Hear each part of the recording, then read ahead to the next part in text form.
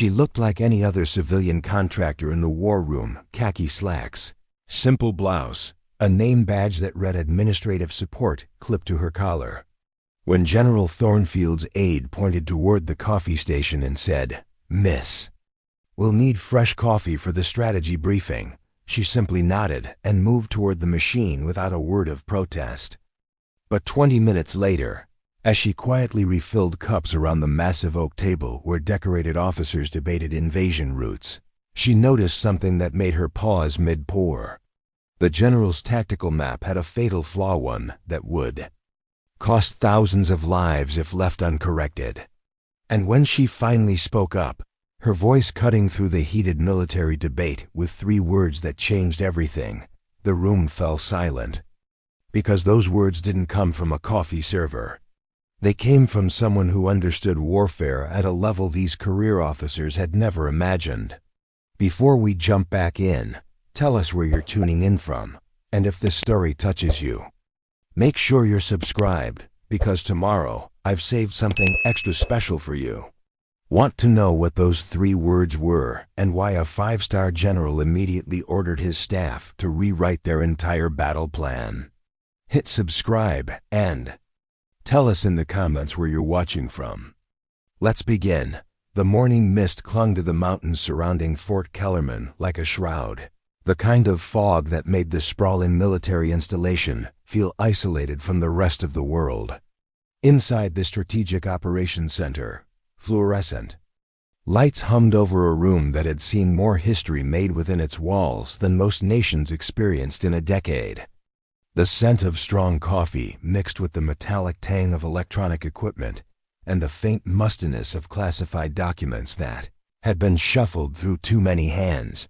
Cassandra Reeves had been walking these corridors for 3 months now. But this morning felt different. The tension was thicker, the voices more urgent, the weight of impending decisions pressing down on everyone who passed through the security checkpoints. She carried herself with the quiet efficiency that had become her trademark, unremarkable enough to blend into the background, competent enough that no one questioned her presence in spaces where secrets were currency and clearance levels determined. Your worth. At 52, Cassandra had learned the art of invisibility. Her auburn hair was pulled back in a practical ponytail, streaked with gray she'd stopped trying to hide years ago. Her face carried the kind of lines that spoke of concentration rather than age, eyes that noticed everything but revealed nothing. She wore the standard-issue civilian contractor uniform, pressed khakis, white blouse, comfortable flats that wouldn't echo on the polished floors. Her security badge bore a photo that captured none of her intelligence, listing her simply as Administrative Support, Level 3 Clearance. To anyone who bothered to look, she was exactly what her paperwork said. Another contractor filling a support role in the vast machinery of military bureaucracy. But paperwork, Cassandra had learned long ago, rarely told the whole story. The call had come at 05:00 hours, rousing her from the small apartment she'd rented in the town of Millbrook, 15 minutes from the base. Emergency strategy session, the voice had said, clipped and official. All available support staff report immediately. She dressed quickly, grabbed her thermos of coffee, the good stuff, not the bitter swill they served in the base cafeteria, and driven through the pre-dawn darkness toward whatever crisis had the Pentagon's attention this time. The Strategic Operations Center occupied the entire 3rd floor of Building 7, a concrete fortress that looked unremarkable from the outside, but housed some of the most sophisticated military planning equipment in the world. Banks of monitors lined the walls, displaying satellite feeds, troop movements, weather patterns, and intelligence reports that updated in real time. The centerpiece was a massive conference table made from a single piece of polished oak, surrounded by leather chairs that had hosted everyone from 4-star generals to defense secretaries. This morning, those chairs were filled with the kind of men who shaped global events over breakfast meetings. General Harrison Thornfield commanded the room's attention even when seated, his presence filling the space like a force of nature. At 68, he was a legend in military circles, a strategist who'd orchestrated successful operations across 3 continents, a leader whose tactical innovations were studied in war colleges worldwide. His silver hair was cropped military short, his posture ramrod straight despite decades of carrying the weight of command decisions. When Thornfield spoke, subordinates listened. When he planned, enemies trembled. Flanking him were Colonel James Hutchinson, the base intelligence chief whose mind worked like a supercomputer analyzing threat assessments. Major General Patricia Vale, one of the few women to reach her rank and the architect of several successful peacekeeping missions. And a dozen other officers whose ribbons and medals told stories of service in every conflict zone America had touched in the past 20 years. They were gathered around a digital map projection that covered most of the table's surface, showing the contested region of Valdoria, a mountainous country caught between warring factions, where American interests hung in the balance and diplomatic solutions had failed. Red markers indicated enemy positions, blue showed friendly forces, and yellow marked civilian populations caught in the crossfire. Lines and arrows showed proposed movement patterns, supply routes, and strategic objectives that had been debated for weeks in similar rooms across the capital. Cassandra entered through the side door reserved for support staff, carrying a clipboard, and wearing the expression of someone who belonged but didn't intrude. The conversation was already heated, voices rising as officers defended competing strategies for an operation that could determine the fate of a region and potentially ignite a larger conflict. The northern approach gives us the element of surprise, Colonel Hutchinson was saying, his finger tracing a path across the digital terrain. Intelligence suggests minimal resistance through the Karas Valley. General Thornfield nodded slowly, his eyes studying the topographical features with the intensity of a chess master considering his next move. Logistics support? Challenging, but manageable, Major General Vale replied. Supply lines would be extended, but the terrain favors rapid advancement once we establish a foothold. That's when Thornfield's aide, a young captain named Morrison, whose pristine uniform suggested more time behind desks than in field operations, noticed the coffee station running low. He glanced around the room until his eyes settled on Cassandra, cataloging her civilian clothes and support staff badge, with the casual dismissal of someone accustomed to clear hierarchies. "Miss," he said, his voice carrying just enough authority to cut through the strategic discussion, "we'll need fresh coffee for the briefing." Cassandra looked up from her clipboard, meeting his gaze with calm professionalism. "Of course," she replied simply, setting down her notes and moving toward the coffee station with the practiced efficiency of someone who'd fulfilled countless such requests as she worked, emptying the old grounds, measuring fresh coffee, setting the machine. To brew, the debate continued around her. These men and women were planning an operation that would put thousands of lives at risk, making decisions that would echo through history, and they did it with the matter-of-fact precision that came from years of training and experience. But as Cassandra moved around the room 20 minutes later, quietly refilling cups and ensuring everyone had what they needed to focus on the life and death decisions at hand, her trained eyes noticed something that made her blood run cold. Something these brilliant officers, with all their experience and expertise, had somehow missed. Something that would turn their carefully planned operation into a catastrophe that would haunt them for the rest of their careers. And in that moment, as she stood behind General Thornfield's chair with a coffee pot in her hand, Cassandra Reeves faced a choice that would reveal exactly who she really was. Preparing and narrating this story took us a lot of time, so if you are enjoying it, subscribe to our channel. It means a lot to us. Now back to the story. The Strategic Operations Center at Fort Kellerman had been designed by architects who understood that environments shape decisions. Every surface in the room served a purpose.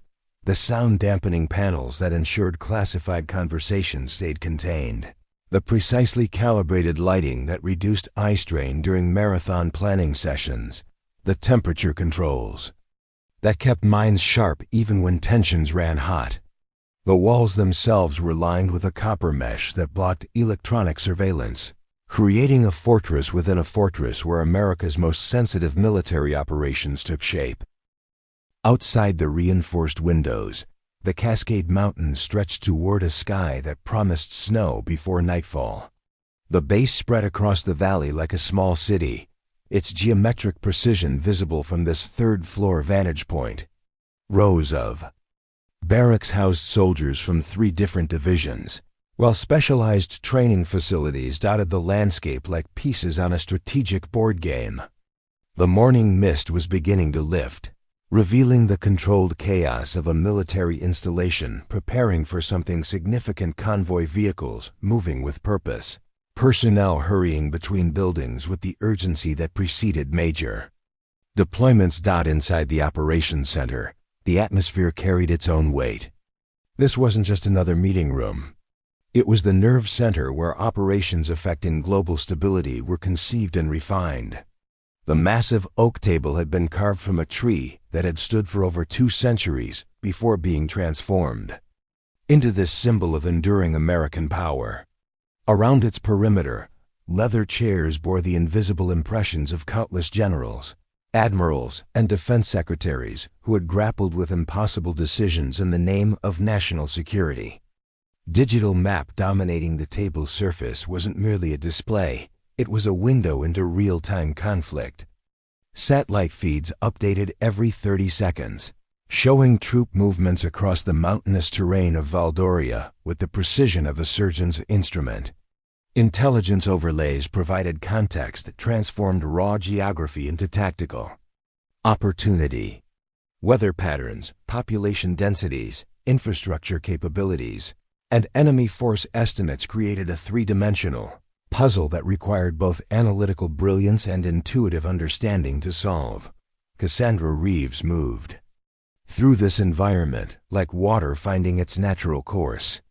3 months of careful observation had taught her the rhythms of this place. When officers preferred their coffee black versus with cream, which generals made decisions based on data versus instinct, how information flowed through both official channels and the subtle networks of professional relationships that really determined outcomes. She'd learned to read the room's temperature by the speed of conversation, to gauge operation urgency by the coffee consumption rate, to predict meeting duration by the number of secure phones that remained active on the conference table's edge. Her own position in this ecosystem was precisely calibrated to be unremarkable. Administrative support contractors existed in every major military facility, filling roles that required competence without demanding attention. They managed logistics, processed paperwork, maintained equipment, and ensured that the machinery of command operated smoothly. They were essential but invisible, trusted but not included, present for everything but participants and nothing of consequence. The security clearance clip too. Cassandra's blouse told only part of her story. Level 3 access granted her entry to classified briefings and strategic planning sessions, but it also defined her limitations. She could hear discussions about troop deployments, but couldn't contribute tactical input. She could process intelligence reports but couldn't analyze their strategic implications. She could observe the decision-making process, but couldn't influence its direction. Her role was to support, not to lead. To serve coffee, not to shape strategy. But clearance levels, like most bureaucratic constructs, were imperfect measures of capability. Cassandra's movements around the room demonstrated skills that went far beyond her official job description. She anticipated needs before they were expressed, reading body language and conversation flow to deliver fresh coffee precisely when concentration began to flag. Her positioning allowed her to observe the digital displays from multiple angles, absorbing information with the systematic thoroughness of someone trained to process complex data streams. When officers gestured toward map coordinates, her eyes tracked their movements, cataloging positions and relationships with unconscious precision. Her appearance was equally calculated. The simple blouse and pressed khakis projected competence. Without authority, intelligence without ambition. Her auburn hair, pulled back in a practical style, framed features that were pleasant but unremarkable, the kind of face that people forgot 5 minutes after seeing it, which was exactly the effect she'd cultivated. The few personal items visible spoke to a carefully constructed identity. A wedding ring that suggested stability, a small cross pendant that hinted at traditional values, reading glasses that hung from a chain and proclaimed attention to detail. Morning's discussion had reached the critical phase where theoretical planning encountered practical reality. Officers leaned forward in their chairs, their voices taking on the clipped precision that preceded major commitments. Maps were zoomed and rotated. Supply calculations were reviewed and revised. Casualty estimates were debated with the clinical detachment that made such conversations bearable. The weight of command pressed down on everyone present, the knowledge that their decisions would determine whether soldiers returned home to their families or became statistics in classified after-action reports. General Thornfield commanded. This process with the authority of someone who'd earned respect through decades of sound judgment under pressure. His questions were precise, his expectations clear, his tolerance for uncertainty limited. When he requested information, staff officers scrambled to provide it. When he raised concerns, subordinates addressed them immediately. When he expressed approval, careers advanced. When he voiced doubt, strategies were reconsidered. But even legends could make mistakes, and Cassandra had just spotted one that would haunt them all if left uncorrected. As she moved around the table, refilling cups with the practiced invisibility of professional service, her trained eyes processed the tactical display with skills that had nothing to do with her current job description. The proposed northern approach through Kara's Valley looked tactically sound on the surface. It offered concealment, avoided major population centers, and provided multiple exit routes if the operation encountered unexpected resistance. The intelligence report supported the strategy, showing minimal enemy presence and favorable terrain for rapid advancement. But Cassandra saw what the others had missed, hidden in the intersection of geography, weather patterns, and human behavior, that decades of field experience had taught her to recognize. The Kara's Valley wasn't just a tactical opportunity, it was a trap that enemy forces had been preparing for months, using the same intelligence networks that had convinced American planners it was safe. The morning mist that provided concealment would lift within hours, exposing advancing forces to observation posts that satellite imagery hadn't detected. The seasonal weather patterns that favored rapid movement would shift dramatically by afternoon, creating conditions that would strand supply convoys and isolate advance units. Most critically, the civilian population data was wrong, catastrophically wrong. What intelligence reports described as scattered mountain villages was actually a network of refugee camps, hastily established and poorly documented, filled with families fleeing the conflict zones to the south. A rapid military advance through the valley would encounter thousands of non-combatants in exactly the locations where tactical doctrine called for establishing defensive positions and supply depots. Standing behind General Thornfield's chair, coffee pot in hand, Cassandra faced a moment that would define not just this operation, but her own carefully maintained cover. Speaking up would save lives but expose capabilities she'd spent months concealing. Remaining silent would preserve her mission but condemn soldiers and civilians to a disaster that could have been prevented. The choice, she realized, had already been made the moment she'd noticed the flaw. Some things mattered more than maintaining cover, and some secrets weren't worth keeping when measured against human lives. She took a breath, steadied her voice, and prepared to reveal exactly who Cassandra Reeves really was. The call that had brought Cassandra to Fort Kellerman 3 months ago hadn't come through official channels. It had arrived on a Tuesday evening while she was grading papers in her small faculty office at Riverside University, where she taught Introductory International.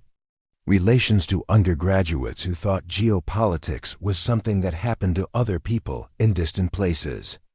The voice on the secure line had been crisp, professional, and immediately recognizable despite the years that had passed since she'd last heard it. "Professor Reeves, this is Director Samuel Hayes, Central Intelligence Agency. We need to talk." Hayes had been her handler during the Belgrade assignment, back when Yugoslavia was fracturing and American interests hung in the balance of ethnic conflicts that CNN could barely explain to domestic audiences. That was another lifetime ago, when Cassandra operated under different names in different countries, when her expertise in Eastern European linguistics and political psychology made her invaluable to operations that officially never existed. Hayes understood her capabilities because he deployed them in situations where failure meant not just mission compromise, but the kind of international incidents that started wars. The meeting had taken place 3 days later in a coffee shop near Georgetown University, chosen specifically because academic types were common enough that two professors discussing research over lattes would attract no attention. Hayes looked older, his hair grayer and his face carrying new lines that spoke of budget hearings and congressional oversight committees that hadn't existed when they'd worked together in the field.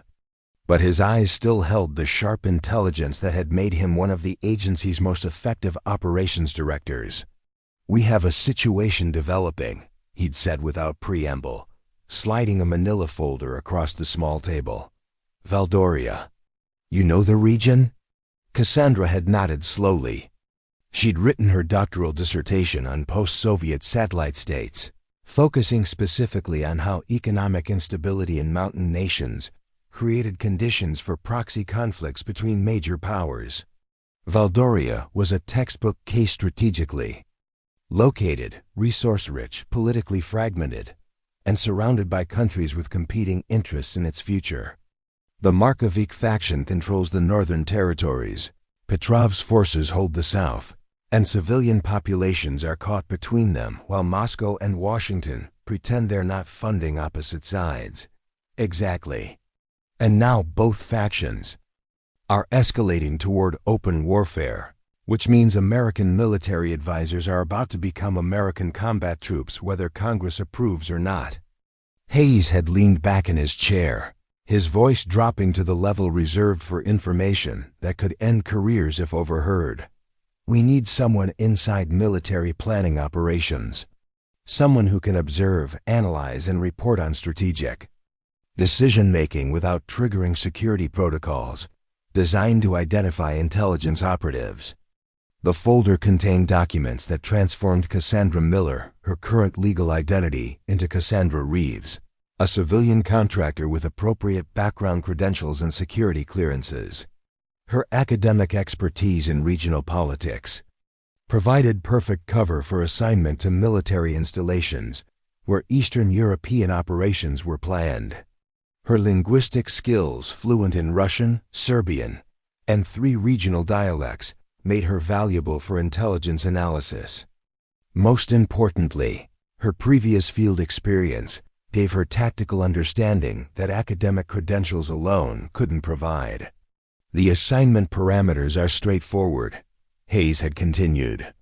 "Embed as administrative support, observe decision-making processes, identify potential strategic miscalculations before they become operational disasters. Your reports could prevent the kind of intelligence failures that turn limited engagements into decade-long conflicts." But Hayes knew, and Cassandra understood, that the real motivation went deeper than preventing strategic miscalculations. American military intervention in Valdoria was inevitable. The economic interests were too significant, the geopolitical implications too serious, the domestic political pressure too intense for any administration to ignore. The question wasn't whether American forces would deploy, but whether they would deploy effectively or stumble into another asymmetric conflict that would consume resources and lives while achieving limited strategic objectives. Cassandra's acceptance of the assignment had been motivated by memories that haunted her quiet academic existence in ways that scholarly conferences and faculty meetings could never address. Belgrade, 1999. She'd been part of a joint intelligence operation monitoring ethnic violence when Serbian paramilitaries had surrounded a refugee camp containing over 3,000 displaced families. The tactical situation had been clear: American airstrikes could neutralize the immediate threat, but only if someone on the ground could provide real-time coordinates and damage assessment. She'd volunteered for the forward observation mission, understanding that it meant spending 18 hours alone in hostile territory while coordinating strike packages that would determine whether those families lived or died. The operation had succeeded. The paramilitaries had been eliminated. The refugees had been evacuated, and international media had reported it as another example of American precision in preventing humanitarian disasters. What the media hadn't reported was that Cassandra's intelligence analysis had prevented a much larger tragedy. She'd identified a secondary paramilitary force moving to cut off evacuation routes, information that allowed coalition forces to redirect resources and save an additional 2,000 civilians who would have been trapped in a rapidly deteriorating tactical situation. Her linguistic skills had enabled direct communication with local resistance fighters. Her political understanding had helped navigate complex tribal loyalties, and her tactical training had ensured that military assets were deployed effectively. Rather than symbolically, the Belgrade operation had earned her commendations that remained classified, and a reputation within intelligence circles that opened doors she'd never sought. But it had also shown her the gap between academic understanding of conflict and the practical reality of decisions made under fire. University professors could analyze geopolitical trends and write papers about strategic theory, but they rarely faced situations where their recommendations determined whether soldiers returned home alive or in flag-draped coffins. That experience had motivated her transition from active intelligence work to academic life, seeking the kind of analytical distance that would allow her to study conflict without being consumed by it. For 12 years, she taught students about international relations theory, PUBLISHED papers on regional security issues, and maintained the comfortable illusion that understanding conflict intellectually was sufficient contribution to preventing it practically. But Valdoria had shattered that illusion. The intelligence briefings Hayes had shared during their Georgetown meeting contained tactical assessments and strategic recommendations that displayed exactly the kind of analytical blind spots that had led to operational disasters in Iraq, Afghanistan, and a dozen other conflicts where American military superiority had been undermined by inadequate understanding of local conditions and cultural dynamics. The proposed military intervention in Valdoria was following a predictable pattern: impressive tactical capabilities deployed in service of strategic objectives that reflected Washington political considerations rather than regional realities. American forces would achieve their immediate operational goals, establish temporary tactical superiority, and then discover that military success had created political problems that military solutions couldn't address. More immediately dangerous was the intelligence gap between what satellite reconnaissance could observe and what human sources on the ground actually experienced. American military planners were making decisions based on data that was technically accurate but practically incomplete, like doctors diagnosing patients by looking at X-rays without examining symptoms or medical history. Cassandra's assignment to Fort Kellerman was designed to address that gap by placing someone with both analytical skills and field experience in position to observe strategic planning processes and identify potential miscalculations before they became operational catastrophes. Her cover as administrative support provided access to classified briefings while maintaining the operational security that protected both her identity and the intelligence sources that supported her analysis. But 3 months of careful observation had revealed problems more serious than strategic miscalculation. The planning process itself was flawed. driven by institutional pressures that rewarded confident predictions over accurate assessments and decisive action over careful analysis. Officers who raised concerns about intelligence gaps were perceived as lacking confidence in American military capabilities. Analysts who questioned strategic assumptions were viewed as undermining operational readiness. The result was a planning culture that produced tactically sophisticated operations built on strategically questionable foundations. American forces would deploy with overwhelming technological advantages and insufficient understanding of the human terrain they were entering. They would achieve their immediate military objectives while creating conditions for long-term political instability that would require additional military interventions to address. This morning's briefing represented the culmination of weeks of planning that reflected all those systemic problems.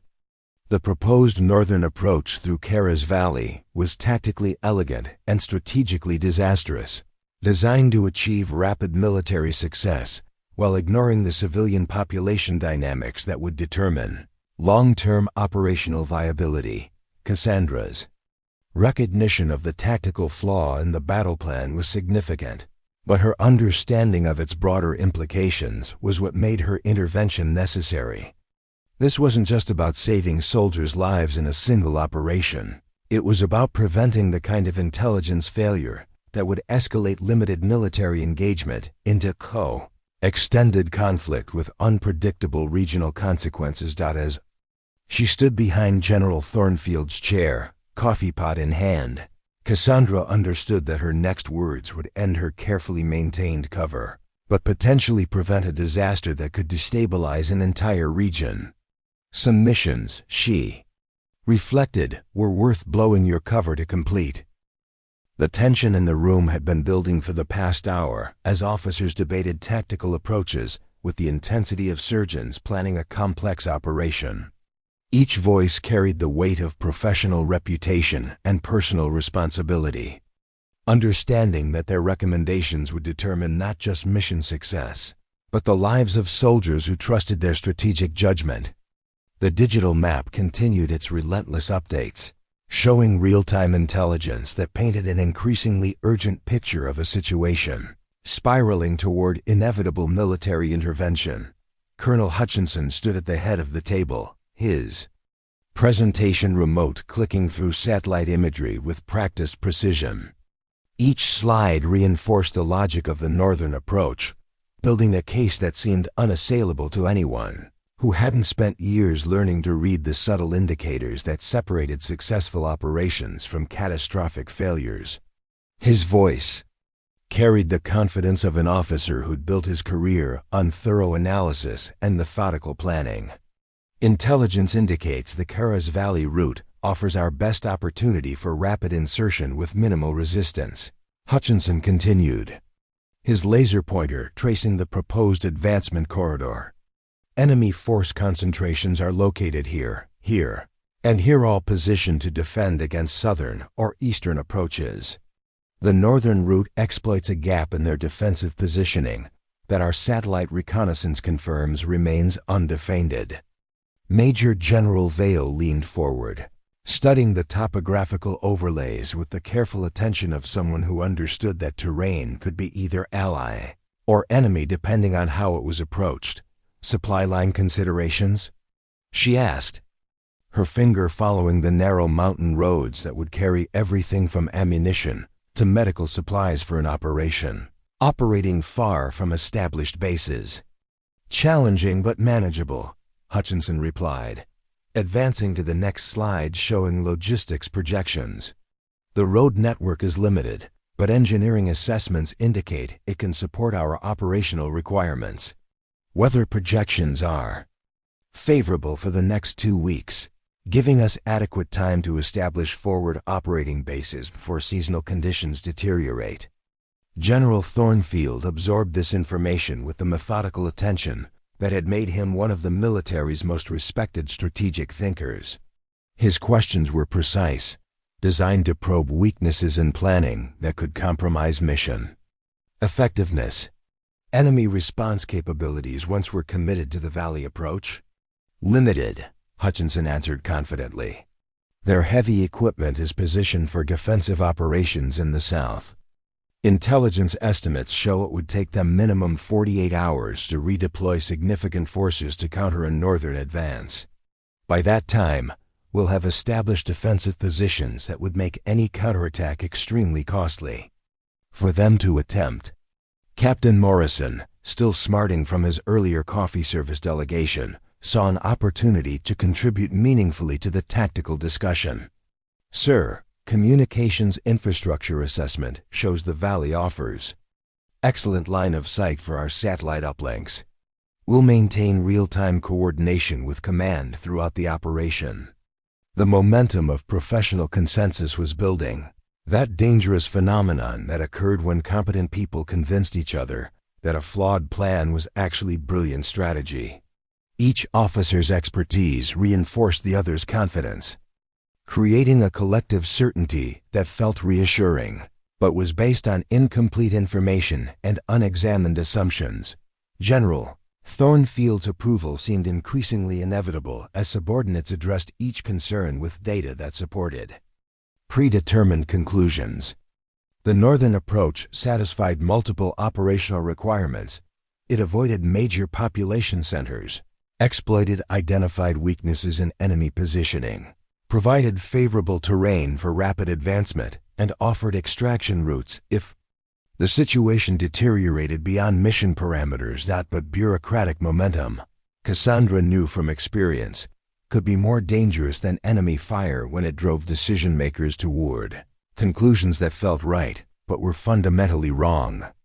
She'd seen operations fail because planning processes became self-reinforcing systems that filtered out contradictory information rather than incorporating it into more sophisticated analysis.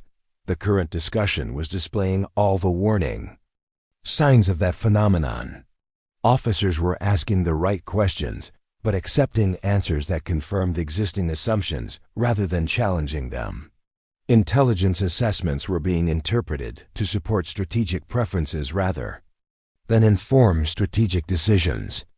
Most dangerously, the planning process was treating uncertainty as a problem to be solved through more detailed analysis rather than a fundamental characteristic of complex operations that required adaptive strategies. As the discussion continued, Cassandra found herself mentally cataloging the analytical gaps that were being overlooked or dismissed.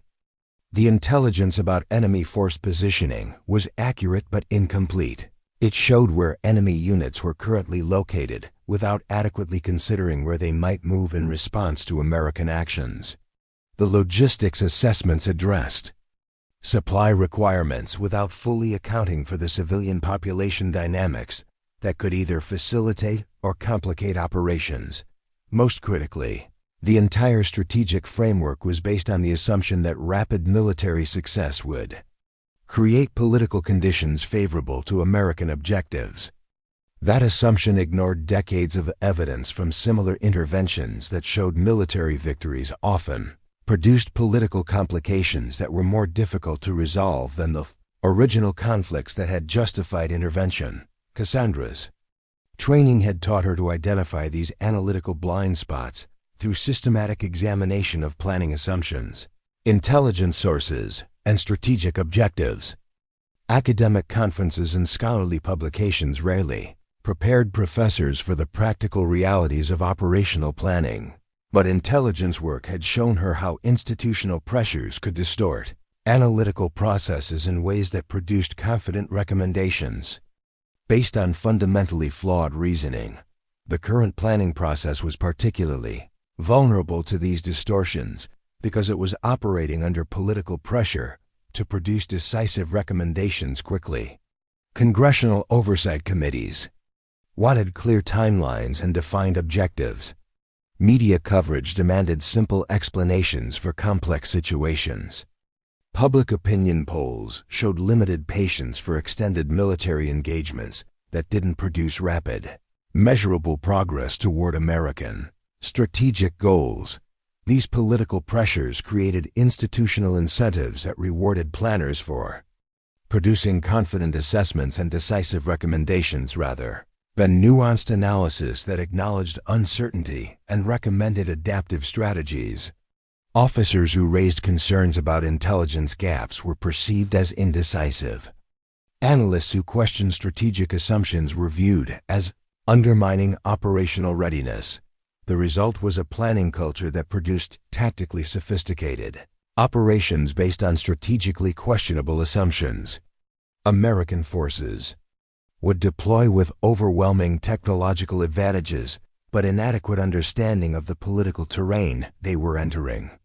They would achieve their immediate military objectives while creating conditions for long-term instability that would require additional interventions to address. This morning's briefing was following that exact pattern.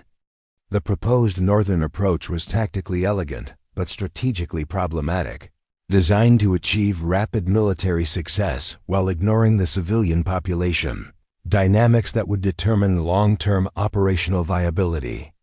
The intelligence supporting the plan was technically accurate, but practically incomplete, like diagnosing a patient's condition by examining X-rays, without considering medical history or current symptoms. General Thornfield's questions were probing the right areas, but his subordinates were providing answers that reinforced predetermined conclusions rather than challenging fundamental assumptions. The momentum toward approval was building because each officer's expertise appeared to validate the other's assessments, creating collective confidence that felt reassuring but was based on incomplete information. Cassandra understood that interrupting this process would require her to reveal capabilities that her cover story couldn't explain. Administrative support contractors weren't expected to have detailed knowledge of tactical planning or strategic analysis.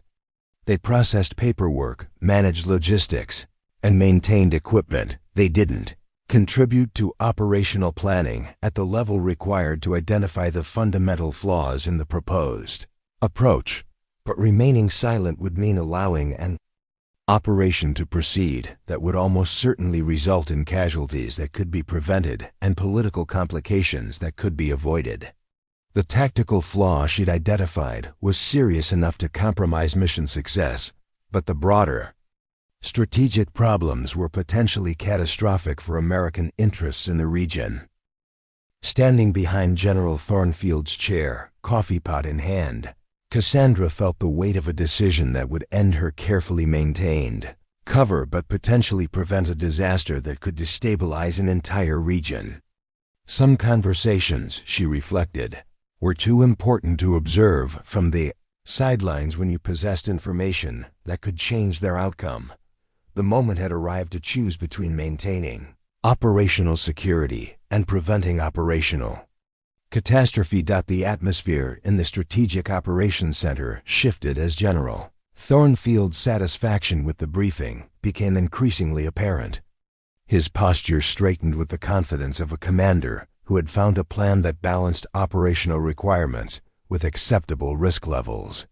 The Northern approach through Kara's Valley satisfied his strategic instincts. It was bold enough to achieve decisive results while appearing conservative enough to minimize political complications.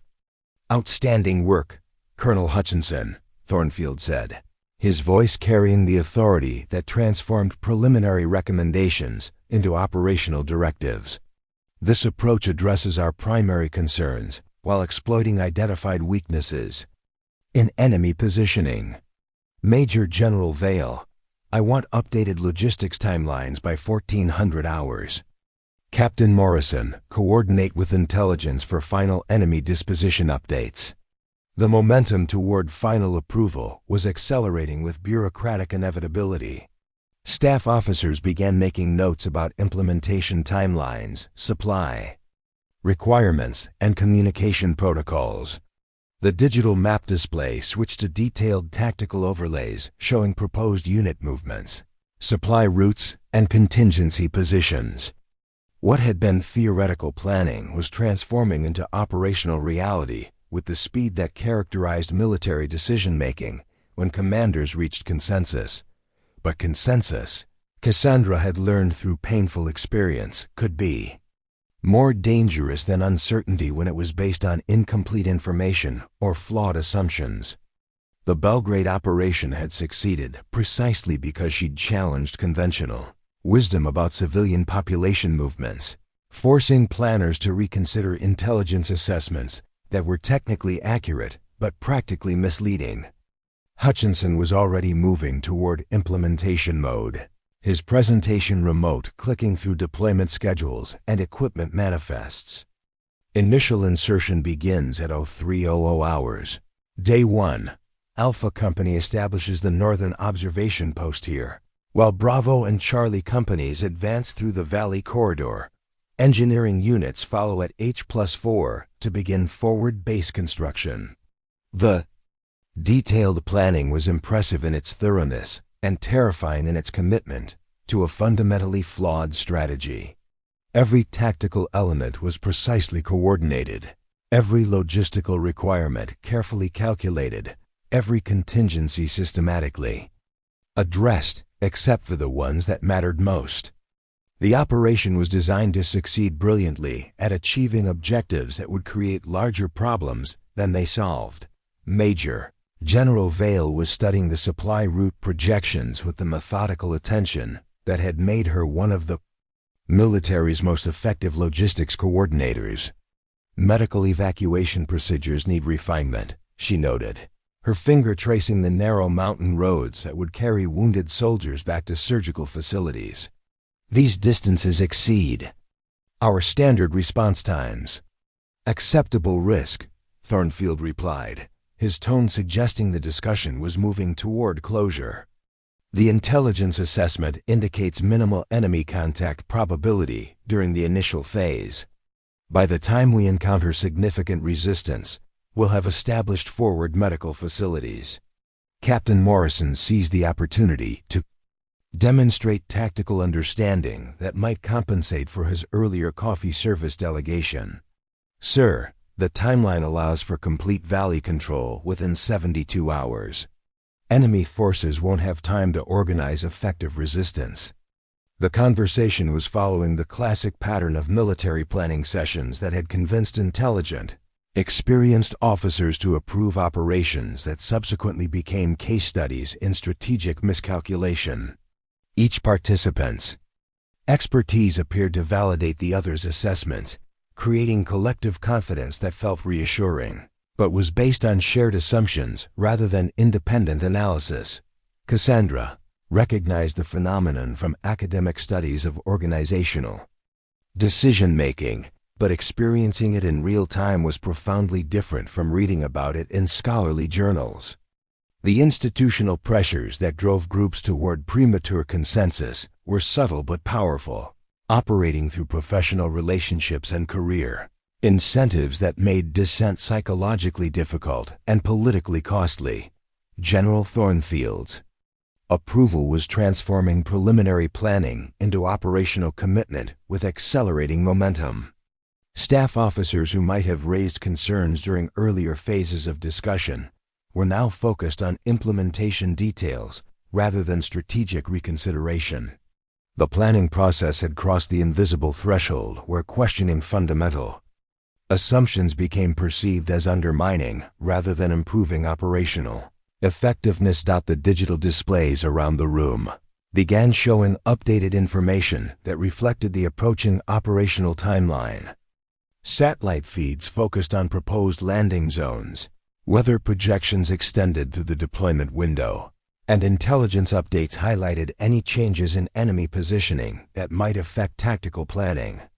The machinery of military bureaucracy was engaging with the efficiency that made American forces formidable when properly directed and catastrophic when misdirected.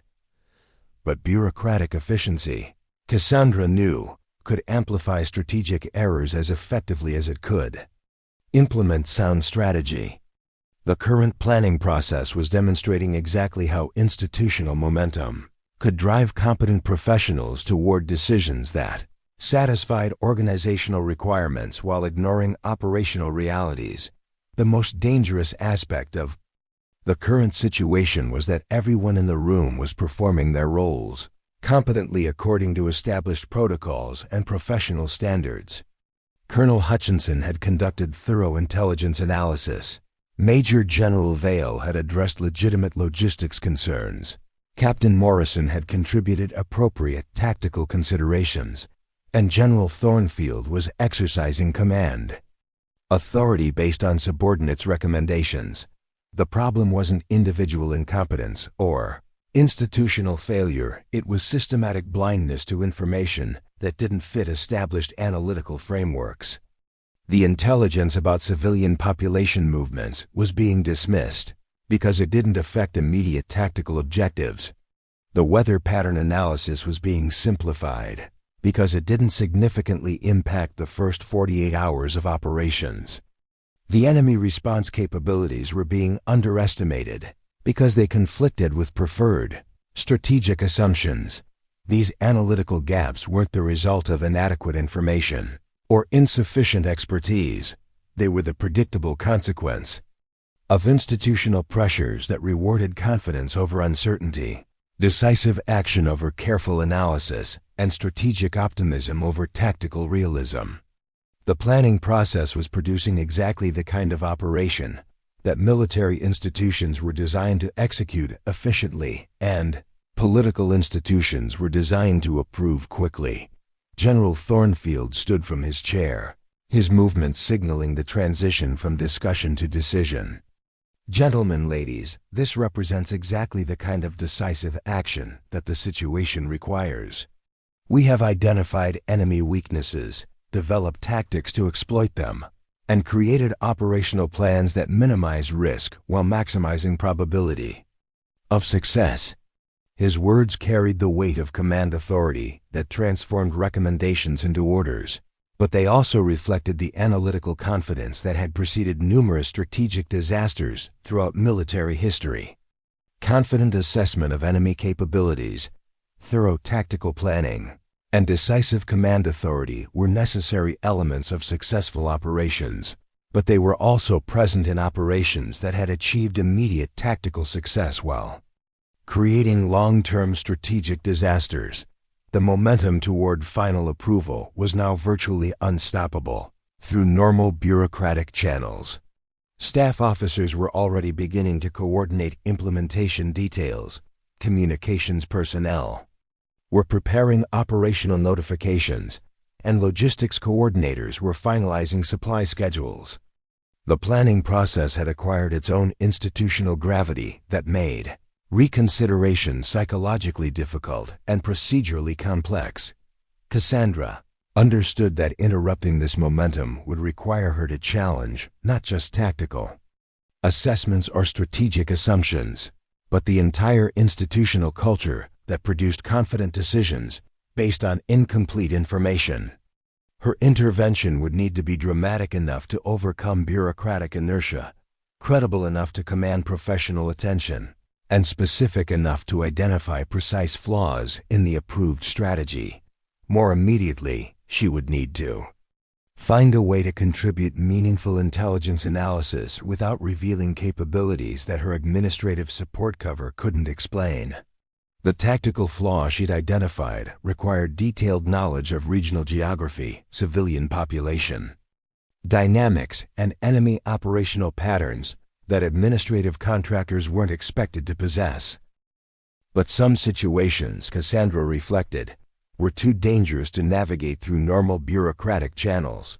When competent professionals were about to approve operations that would almost certainly result in preventable casualties and strategic complications, observing proper protocol became less important than preventing operational disaster. Standing behind General Thornfield's chair, coffee pot still in hand, Cassandra felt the weight of a decision that would end her carefully maintained cover but potentially save lives and prevent regional instability. The moment had arrived to choose between bureaucratic propriety and operational necessity. General Thornfield was reaching for his pen to sign the operational authorization when Cassandra's voice cut through the room's confident atmosphere like a blade through silk. "Excuse me, General." The words were spoken quietly, almost conversationally, but they carried an authority that made every officer in the room pause mid-motion. This wasn't the tentative interruption of support staff seeking clarification about administrative details. This was the measured intervention of someone who possessed information that changed everything. Thornfield's hand stopped inches from the document, his eyes lifting to meet Cassandra's with surprise that quickly shifted to curiosity.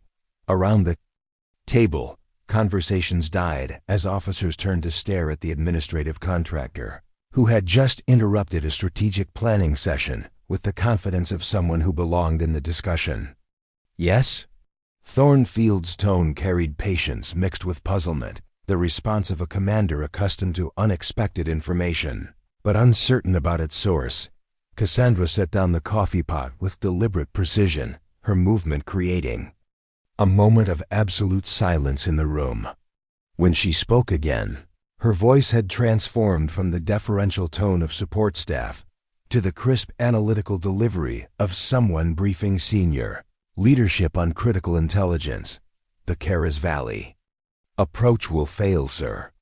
Not tactically, operationally. You're walking into a carefully prepared killing field that will cost you most of 2 companies and create the exact civilian casualty situation that congressional oversight is designed to prevent. The transformation was instantaneous and startling. Captain Morrison's mouth fell open as he watched the woman who had been serving coffee 30 minutes earlier deliver tactical analysis with the confidence of a seasoned intelligence officer. Colonel Hutchinson's presentation remote slipped from nerveless fingers, clattering onto the polished table surface. Major General Vale leaned forward in her chair, her logistical calculations forgotten as she processed the implications of what she was hearing. But it was Cassandra's posture that commanded the room's attention as much as her words. The careful invisibility of administrative support had vanished, replaced by the controlled intensity of someone who had spent years analyzing exactly these kinds of tactical situations. Her shoulders were straight, her eyes focused, her hands moving with unconscious precision as she gestured toward the digital map display.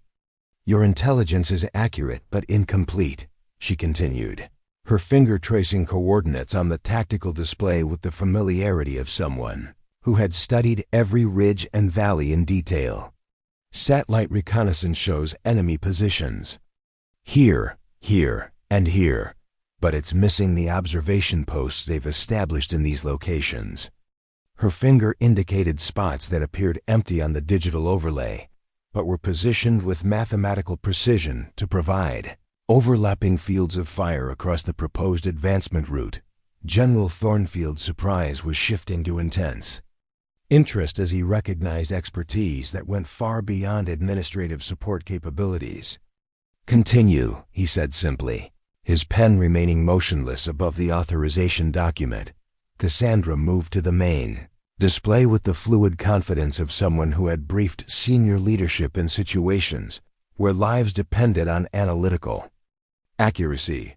Her civilian clothes suddenly seemed irrelevant compared to the professional competence she was demonstrating. The civilian population data is wrong by a factor of 4. What your reports describe as scattered mountain villages is actually a network of refugee camps containing approximately 12,000 displaced persons. She manipulated the digital controls with practiced ease, overlaying demographic information that hadn't appeared in the official intelligence briefings. These camps were established 6 weeks ago when fighting intensified in the southern regions. They're not showing up in your satellite imagery because they're using camouflage techniques specifically designed to avoid detection, the same techniques that are hiding the enemy observation posts.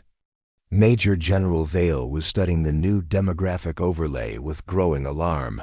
Source of this information? Human intelligence networks that have been operating in the region for 18 months. Cassandra replied without hesitation. Networks that aren't accessible through normal military intelligence channels because they're managed by agencies that don't coordinate with tactical planning units unless specifically requested. Colonel Hutchinson found his voice, though it carried none of its earlier confidence. Ma'am, with respect, administrative contractors don't typically have access to "I'm not administrative support," Cassandra interrupted, her tone remaining professional but acquiring an edge that suggested patience with bureaucratic niceties was limited. "I'm Dr. Cassandra Reeves, Central Intelligence Agency, assigned to observe strategic planning processes and provide analytical input when standard intelligence channels prove inadequate." The revelation hit the room like a physical force. Captain Morrison pushed back from the table as if he'd been struck, his face cycling through embarrassment, confusion, and dawning understanding of how badly he'd misjudged the situation. Colonel Hutchinson's confident presentation demeanor crumbled as he realized his tactical analysis was being challenged by someone with access to intelligence sources he didn't know existed. But General Thornfield's reaction was different. His surprise lasted only seconds before being replaced by the focused attention of a commander who had just discovered that his operation was based on fundamentally flawed assumptions. "Show me," he said simply. Cassandra's fingers moved across the digital controls with the efficiency of someone who had used similar systems in dozens of similar briefings. The tactical display transformed as layers of new information appeared: population concentrations, enemy positions, weather pattern projections, and terrain analysis that painted a picture radically different from the one that had supported the original planning. "The enemy isn't defending against southern or eastern approaches because they're not trying to prevent invasion," she explained, her analytical delivery cutting through months of planning assumptions. "They're trying to channel invasion forces into specific areas where they can inflict maximum casualties while minimizing their own exposure. The Karas Valley isn't an undefended approach, it's a carefully prepared ambush site." The digital overlay now showed enemy positions that created interlocking fields of fire across every potential advancement route through the valley. Observation posts positioned to provide early warning and target designation. Supply caches positioned to sustain extended defensive operations. Escape routes that would allow enemy forces to withdraw after inflicting casualties while avoiding decisive engagement. "Your advance units will achieve initial objectives exactly as planned," Cassandra continued, her finger tracing the proposed movement patterns. "Enemy forces will allow penetration to approximately this point," she indicated. A narrow section of the valley where tactical options became severely limited before initiating contact. "By that time, your forces will be committed to terrain that favors defensive operations, while your supply lines will be exposed to interdiction from positions that satellite reconnaissance hasn't identified." Major General Vale was studying the logistics implications with growing horror. "Casualty estimates? 60 to 70% losses in the first 24 hours, Cassandra replied without hesitation. "Higher if weather conditions deteriorate as projected, because your extraction options become severely limited once seasonal precipitation begins." The room fell silent as officers absorbed information that transformed tactical confidence into strategic nightmare. The operation they had been prepared to authorize minutes earlier was now revealed as exactly the kind of intelligence failure that had produced congressional investigations and ended military careers. General Thornfield set down his pen and leaned back in his chair, his eyes never leaving the tactical display that now showed information his staff had somehow missed despite months of careful planning. "Dr. Reeves," he said finally, his voice carrying the measured tone of someone recalculating everything he thought he knew, "I believe we need to have a longer conversation."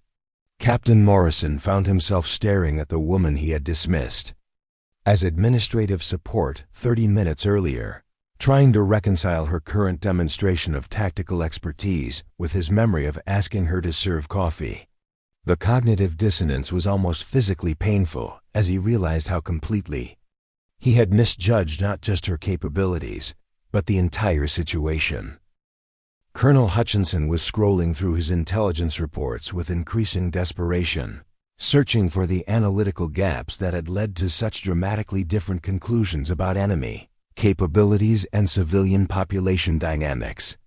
His confidence in the planning process that had produced his recommendations was evaporating as he confronted evidence that his tactical analysis had been based on fundamentally incomplete information. But it was General Thornfield's expression that captured the gravity of what had just occurred.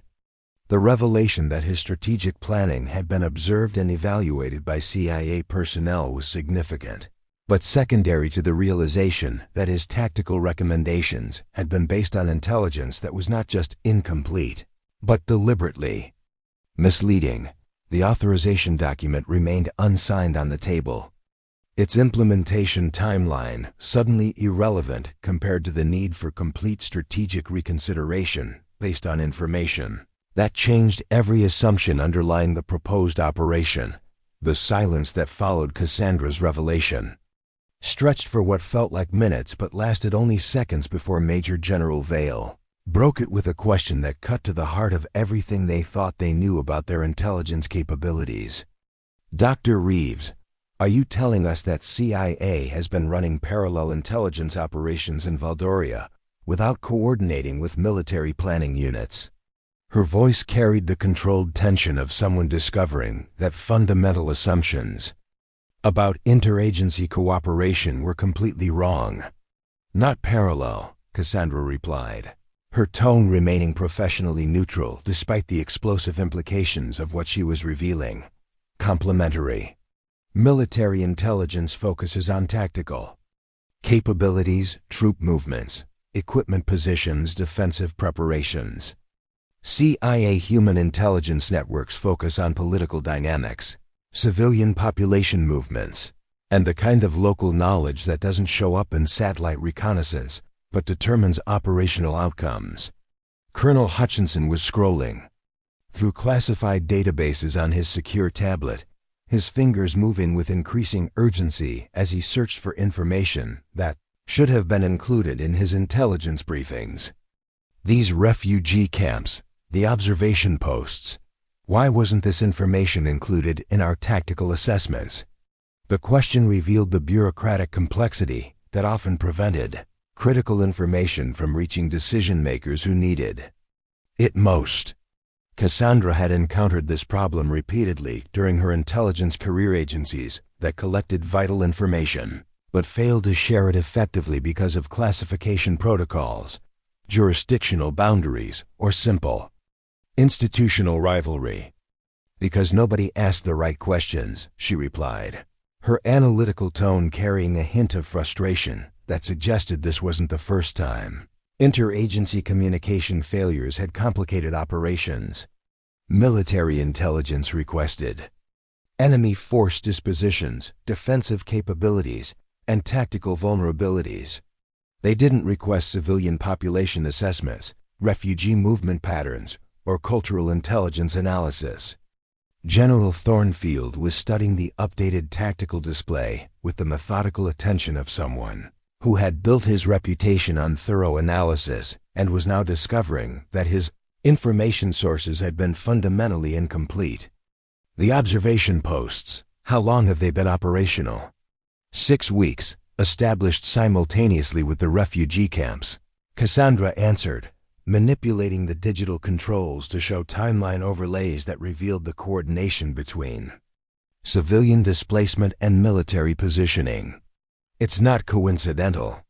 Enemy forces are using refugee movements to mask their own tactical preparations while creating human shields that complicate your targeting decisions. The strategic sophistication of what she was describing sent ripples of unease through the room. This wasn't the kind of amateur militia resistance that American forces typically encountered in regional conflicts. This was coordinated planning that demonstrated understanding of American tactical doctrine, political constraints, and media sensitivities that would limit operational flexibility. Captain Morrison, still grappling with his complete misassessment of Cassandra's role and capabilities, found the courage to ask the question that was troubling everyone present. Ma'am, if CIA knew the operation was flawed, why wait until the authorization stage to intervene? It was a legitimate question that touched on the delicate balance between intelligence oversight and military autonomy. Cassandra had wrestled with the timing of her intervention throughout the planning process, understanding that premature disclosure could compromise ongoing intelligence operations, while delayed disclosure could result in operational disaster. Because my assignment was to observe and assess, not to interfere with military planning unless absolutely necessary, she replied, her explanation revealing the complexity of interagency relationships that operated according to protocols most officers never encountered. CIA doesn't typically intervene in tactical planning unless we identify information gaps that could result in strategic consequences beyond immediate military objectives. Major General Vale was studying the refugee camp overlays with growing understanding of how completely their logistics calculations had been compromised. These population concentrations, they're not just complicating tactical operations. They're creating humanitarian obligations that will require significant resource allocation. Exactly, Cassandra confirmed, her analysis cutting through the military focus on tactical objectives to address broader implications that would determine long-term mission success. Successful military operations in this environment require not just defeating enemy forces, but managing civilian populations, providing humanitarian assistance, and establishing security conditions that prevent the conflict from escalating into regional instability. The digital display now showed information layers that painted a picture radically different from the one that had guided months of planning.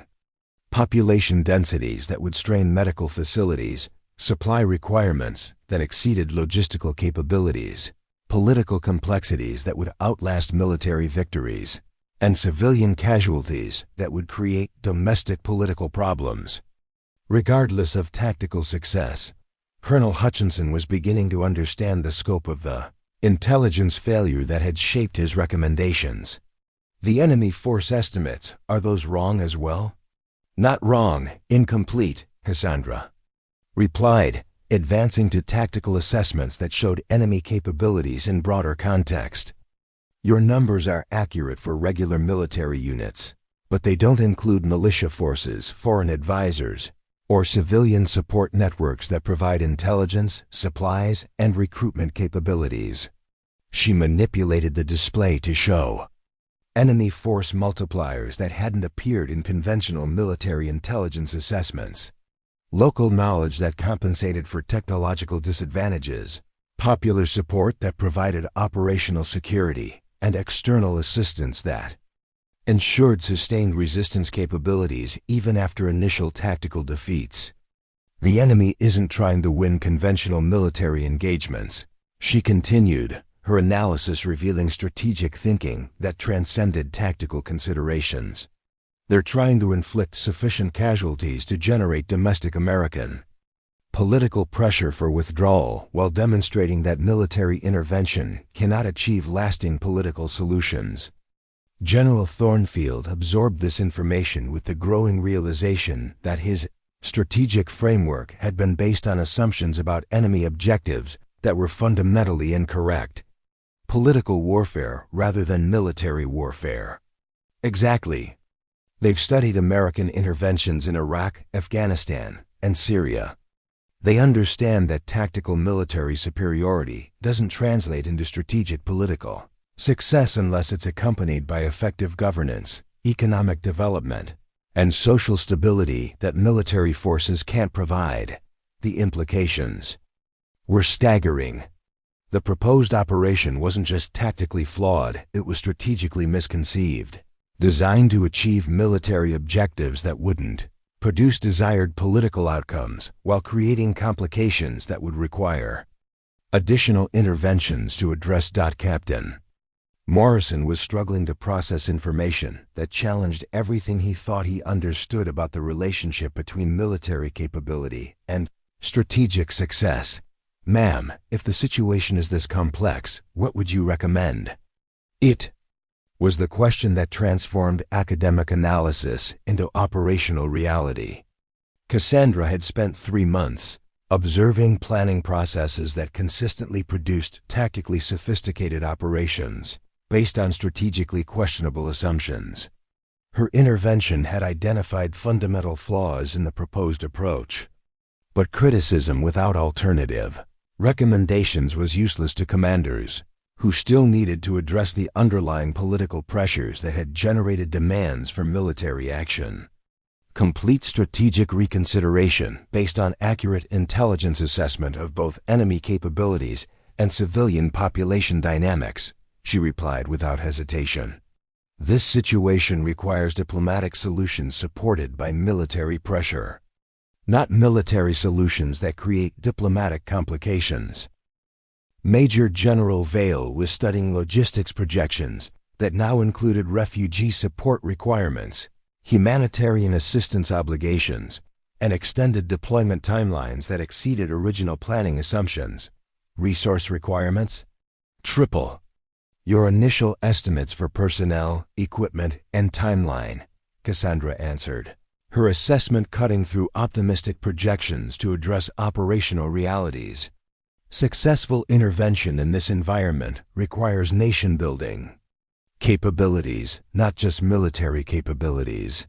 The room fell silent as officers absorbed the magnitude of what they were learning. The operation they had been prepared to authorize was not just tactically dangerous, it was strategically counterproductive, likely to achieve immediate military objectives, while creating long-term political problems that would require decades to resolve. General Thornfield set down his pen and looked around the table at subordinates who were grappling with the realization that months of careful planning had been based on fundamentally flawed assumptions about enemy capabilities, civilian populations, and strategic objectives. "Dr. Reeves," he said finally, his voice carrying the measured tone of someone who had just discovered that everything he thought he knew about a situation was wrong. "I think we need to start over from the beginning." General Thornfield's hand moved toward the secure phone terminal that would connect him directly to Pentagon Command Authority. But before he could lift the receiver, the red priority notification light began flashing on Colonel Hutchinson's communication console. The timing was too precise to be coincidental. Someone at higher command levels was already aware that the Carez Valley operation had encountered complications requiring immediate attention. "Sir," Hutchinson said, his voice carrying the tension of someone who had just realized their planning process was being monitored by authorities they hadn't known existed. "Priority communication from Central Command. Classification level exceeds standard tactical briefing protocols." The implications hit everyone in the room simultaneously. Strategic planning sessions for regional operations didn't typically generate priority communications from Central Command unless something had gone seriously wrong or someone with significant authority was paying closer attention than local commanders had realized it. General Thornfield lifted the receiver with the careful precision of someone who understood that the next few minutes would determine not just operational planning, but potentially his own career trajectory. The conversation was brief, conducted in the kind of military shorthand that communicated maximum information with minimum words, but everyone present could read the general's facial expressions well enough to understand that the situation had escalated beyond local command authority. "Dr. Reeves," Thornfield said after replacing the receiver, his tone carrying new weight that suggested the conversation had changed more than operational timelines. "Central Command has requested your immediate briefing on Valdoria intelligence assessments. Secure video conference with Pentagon leadership begins in 15 minutes. The speed of the response revealed institutional mechanisms that operated far above the level of tactical planning but could be activated when situations required immediate attention from decision-makers, who typically dealt with global strategic issues rather than regional operational details. Cassandra understood that her intervention had triggered processes designed to prevent exactly the kind of intelligence failures that had characterized previous interventions. Captain Morrison was staring at communication protocols he'd never seen activated. trying to understand how a routine tactical planning session had suddenly become the focus of Pentagon-level attention. "Ma'am, how did Central Command know about the intelligence discrepancies?" "Because CIA coordination protocols require immediate notification when field operatives identify intelligence gaps that could affect operations involving significant casualty risk," Cassandra replied, her explanation revealing oversight mechanisms that most military personnel never encountered. "My intervention triggered automatic reporting requirements that alert senior leadership when tactical planning diverges from available intelligence assessments." The institutional machinery of oversight was engaging with bureaucratic efficiency that would have been impressive if it weren't also slightly terrifying. Within minutes of Cassandra's revelation, secure communication networks were carrying information through channels that connected Fort Kellerman's Strategic Operations Center directly to policymakers who had the authority to approve, modify, or cancel operations based on updated intelligence assessments. Major General Vail was studying communication logs that showed the cascade of notifications that had been automatically generated by Cassandra's disclosure. Multiple agencies are requesting updated briefings. Defense Intelligence Agency, National Security Council staff, congressional oversight committees. This is becoming an interagency review process. The transformation from tactical planning session to multi-agency strategic assessment was happening, with the kind of institutional momentum that characterized government responses to potential crisis situations. What had begun as routine operational planning was now being examined by officials whose primary concern was preventing the kind of intelligence failures that generated congressional investigations and damaged American credibility internationally. Colonel Hutchinson was coordinating with communication technicians to establish secure video links that would connect the Fort Kellerman briefing room with decision makers scattered across Washington, D.C. and other command centers. The technical complexity of the setup revealed infrastructure that existed specifically to handle situations where tactical operations required immediate strategic oversight. "Dr. Reeves," General Thornfield said, his voice carrying the measured tone of someone who had just realized that his local command authority was being superseded by higher-level attention. "I need to understand the scope of what we're dealing with. Is this intelligence failure limited to the Caras Valley operation, or are there broader implications for our entire Valdoria strategy?" It was the question that would determine whether they were addressing an isolated tactical problem or confronting systematic flaws in intelligence collection and analysis that affected multiple operations. Cassandra's answer would shape not just immediate operational decisions, but potentially the entire American approach to the region. "Broader implications," she replied without hesitation, her assessment cutting through hopes that the problem might be contained to a single operation. "The intelligence gaps that affected Caras Valley planning are present in all current Valdoria assessments. Enemy capabilities, civilian population dynamics, political factors, all of your strategic planning is based on incomplete information that systematically underestimates operational complexity." The secure video conference system activated with the kind of technical precision that demonstrated years of investment in communication infrastructure designed to handle exactly these kinds of interagency coordination requirements. Multiple screens displayed officials from various agencies, their backgrounds revealing the secure conference rooms and classified facilities where American strategic policy was actually formulated. On the main screen, Secretary of Defense Patricia Kellerman appeared with the composed authority of someone who had managed multiple international crises and understood that small operational decisions could produce large strategic consequences. Her presence in the briefing indicated that Cassandra's intervention had elevated the situation to the highest levels of national security decision-making.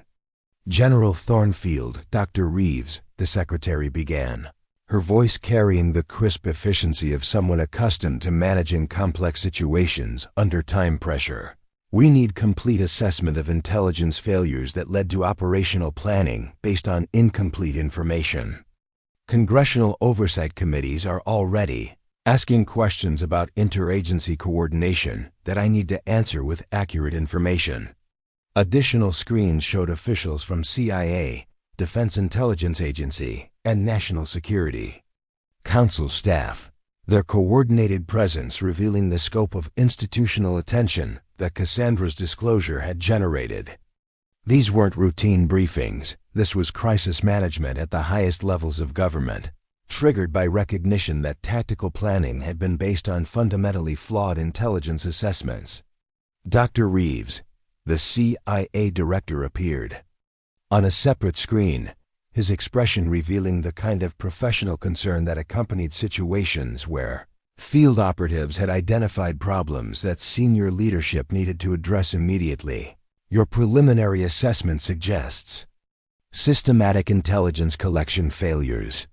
What's your recommended response? The question transformed academic analysis into policy recommendation. Cassandra's expertise was no longer being used to identify problems, but to propose solutions that would prevent similar failures in future operations.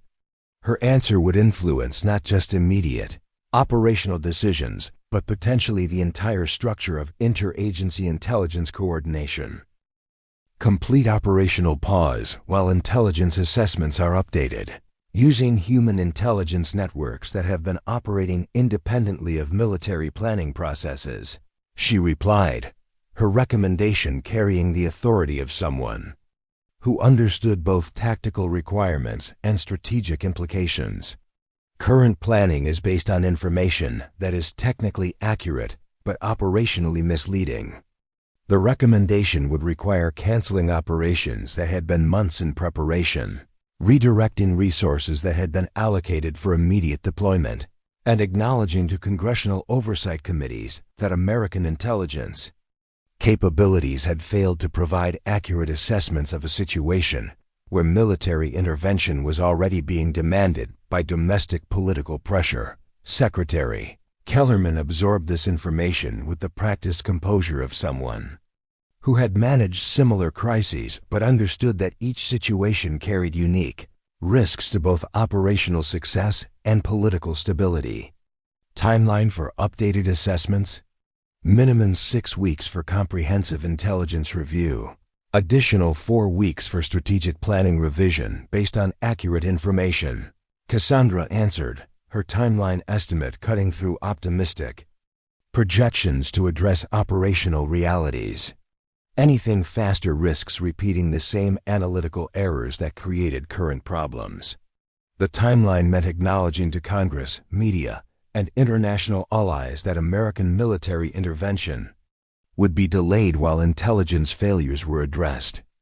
It meant providing explanations for planning processes that had somehow missed critical information despite sophisticated collection capabilities and extensive analytical resources.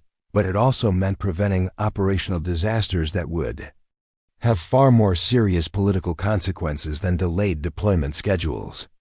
The choice was between admitting intelligence failures that could be corrected or implementing operations that would almost certainly produce the kind of strategic complications that had characterized previous interventions. General Thornfield understood that his role in the process had shifted from operational commander to witness in an interagency assessment that would determine both immediate tactical decisions and long-term strategic policy. His local command authority was being superseded by decisions made at levels where political considerations carried equal weight with military factors. The secure communication network continued expanding as additional officials joined the briefing, their presence indicating that Cassandra's intervention had triggered institutional mechanisms designed to prevent exactly the kind of intelligence failures that had produced congressional investigations and ended careers in previous administrations. Secure video conference that followed would be studied in intelligence schools for years. Afterward, as a case study in how institutional accountability could function when senior leadership prioritized operational effectiveness over bureaucratic Self-protection. Within 90 minutes of Cassandra's intervention, the most sophisticated crisis management apparatus in the world had assembled to address intelligence failures that could have resulted in strategic disaster.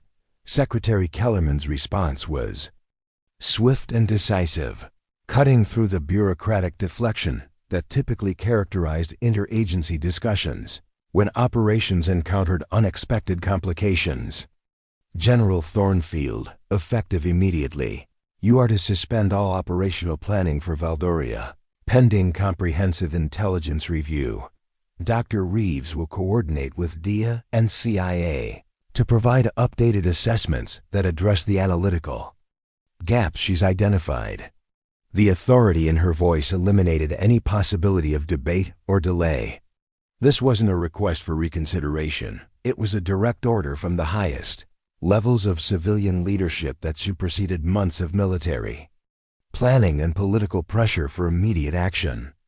The Secretary's willingness to make such a decision demonstrated the kind of institutional confidence that came from understanding that short-term political embarrassment was preferable to long-term strategic failure. But the more significant development was happening simultaneously in the Pentagon's office of the Inspector General, where Deputy Director Angela Foster was reviewing communication logs that revealed how intelligence coordination failures had nearly produced operational catastrophe. Foster's investigation would determine not just what had gone wrong, but who would be held accountable for systematic breakdowns in interagency information sharing. Colonel Hutchinson. Foster's voice carried the clinical precision of someone conducting an investigation that would determine career outcomes. Your intelligence briefing was based on assessments that excluded available CIA human intelligence. Explain the decision-making process that led to relying on incomplete information for tactical planning. The question cut to the heart of bureaucratic failures that extended far beyond individual competence or professional dedication. Hutchinson had followed established protocols, relied on appropriate sources, and conducted thorough analysis according to standard procedures. His failure wasn't professional incompetence. It was institutional blindness to information that existed, but wasn't integrated into planning processes. Ma'am, my intelligence requests were submitted through normal DIA channels, Hutchinson replied, his voice carrying the strain of someone discovering that following proper procedures had produced improper results. I requested enemy force dispositions, tactical capabilities, and defensive preparations. The responses I received addressed those requirements comprehensively.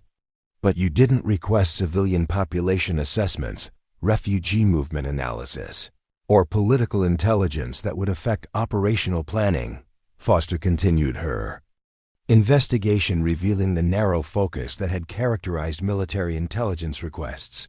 Why not? It was a question that exposed fundamental assumptions about the relationship between tactical planning and strategic context. Military intelligence had focused on questions directly related to combat operations, while ignoring broader factors that would determine mission success. The analytical framework had been technically competent, but strategically inadequate. Because those factors weren't considered relevant to tactical planning, Hutchinson admitted, his answer revealing institutional thinking that separated military operations from political context. My mission was to assess enemy military capabilities, not to analyze broader strategic implications. Foster's investigation was documenting systematic failures in intelligence coordination that reflected deeper problems in how agencies defined their responsibilities and shared information. Military intelligence focused on tactical factors while CIA analyzed political dynamics, but no institutional mechanism ensured that both perspectives informed operational planning. Meanwhile, CIA Director Harrison Webb was conducting his own internal review to determine how human intelligence networks had collected critical information that somehow failed to reach military planners who needed it most. The failure wasn't intelligence collection, it was intelligence dissemination. through bureaucratic channels that filtered information based on narrow definitions of relevance. Dr. Hayes, Webb addressed Cassandra's former handler through the secure video link. Explain why CIA human intelligence assessments weren't automatically shared with military planning units conducting operations in regions where we maintain active networks. Hayes understood that his answer would influence not just immediate operational decisions, but long-term intelligence coordination policies. Because military intelligence requests focused on tactical factors that our networks don't typically monitor. They asked about enemy troop movements, not civilian population dynamics. They requested defensive capability assessments, not political intelligence analysis. The investigation was revealing bureaucratic silos that prevented comprehensive intelligence assessment despite sophisticated collection capabilities and extensive analytical resources. Each agency was performing its mission competently according to established procedures, but those procedures didn't ensure that decision-makers received complete information necessary for effective planning, but the most significant accountability moment was occurring in General Thornfield's direct conversation with Joint Chiefs Chairman Admiral Patricia Reynolds, whose reputation for demanding excellence had made her one of the most respected military leaders of her generation. Reynolds understood that military effectiveness required not just tactical competence, but institutional learning from mistakes that could have been prevented. General, this intelligence failure nearly resulted in casualties that would have generated congressional investigations and damaged American credibility internationally. Reynolds stated, her assessment cutting through any possibility of minimizing the situation's significance. What systemic changes will prevent similar failures in future operations? Thornfield's response would determine not just his own career trajectory, but potentially the entire structure of military intelligence coordination. Admiral, we need formal protocols requiring comprehensive intelligence coordination between agencies before operational planning begins. Military intelligence must include political factors, civilian considerations, and strategic context, not just tactical assessments. The recommendation represented fundamental change in how military operations were planned and evaluated. Instead of focusing primarily on enemy capabilities and tactical objectives, planning processes would need to incorporate broader intelligence. Assessments that addressed political dynamics, civilian populations, and strategic implications that determined long-term mission success. Reynolds absorbed this recommendation with the understanding that institutional change required not just policy modification, but cultural transformation in how military leaders approached complex operational environments. Approved. You'll coordinate with Dr. Reeves to develop intelligence coordination protocols that ensure comprehensive assessment before operational planning proceeds.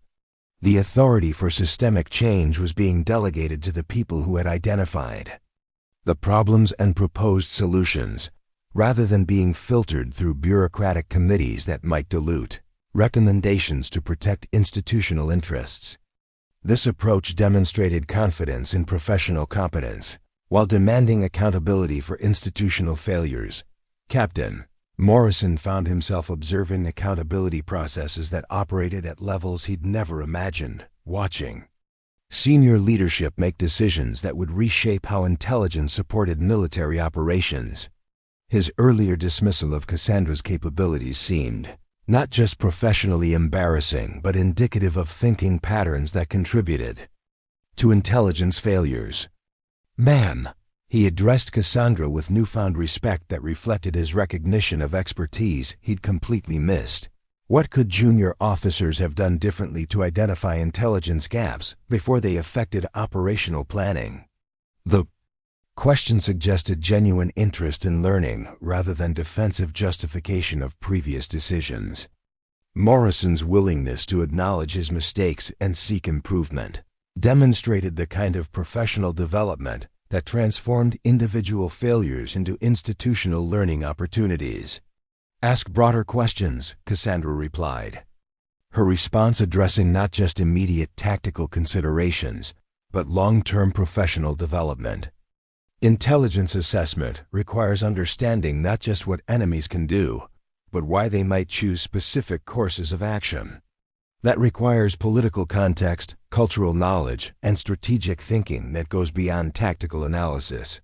The recommendation challenged military officers to expand their analytical frameworks beyond immediate operational requirements to include broader factors that would determine mission success. It meant developing expertise in areas that weren't traditionally considered military specialties, but were essential for effective operations in complex political environments. Secretary Kellerman's final directive established new institutional mechanisms designed to prevent similar intelligence failures while maintaining operational flexibility required for effective military action.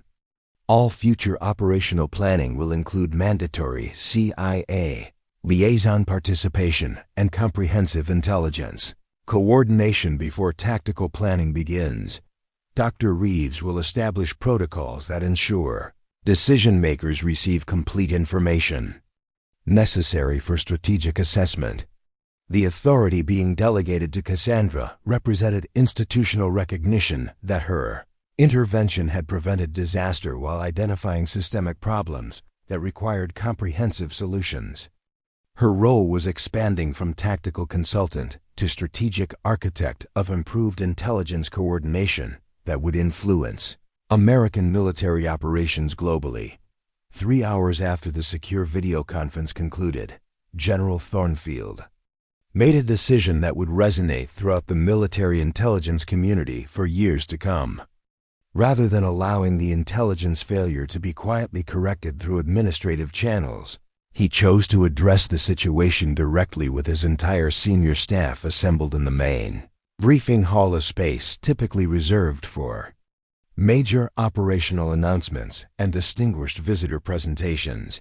Word had spread through Fort Kellerman's command structure with the speed that characterized military installations when something significant was developing.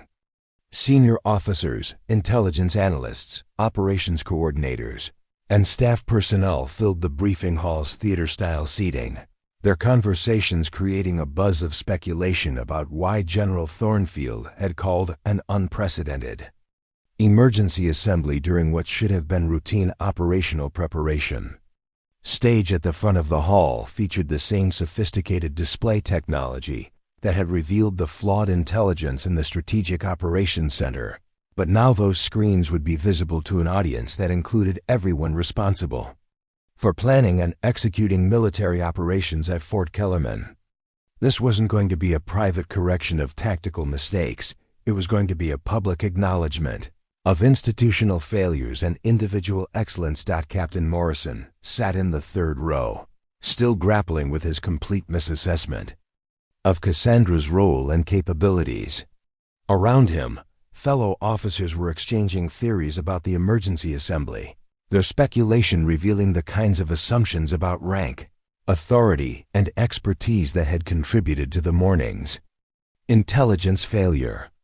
None of them suspected that the most significant intelligence analyst on the base had been serving them coffee just hours earlier. When General Thornfield took the podium, his presence commanded immediate attention from an audience accustomed to his authority but surprised by the gravity of his expression. This wasn't the confident bearing of a commander announcing successful operations. This was the serious demeanor of a leader preparing to address institutional failures that could have resulted in strategic disaster. "Ladies and gentlemen," Thornfield began, his voice carrying the weight of someone who had just confronted the fragility of assumptions that shaped military planning. "This morning we discovered that our intelligence assessment for Operation Valley Strike was fundamentally flawed. The tactical approach we were prepared to authorize would have resulted in significant casualties and strategic complications that could have been prevented." The announcement sent waves of surprise through the assembled officers. Operation Valley Strike had been the culmination of months of planning, representing the kind of decisive military action that professional soldiers prepared for throughout their careers. The revelation that it was based on flawed intelligence challenged not just immediate operational plans, but fundamental confidence in institutional analytical capabilities. The flaws in our planning were identified by Dr. Cassandra Reeves, Central Intelligence Agency, who has been assigned to Fort Kellerman for intelligence coordination assessment.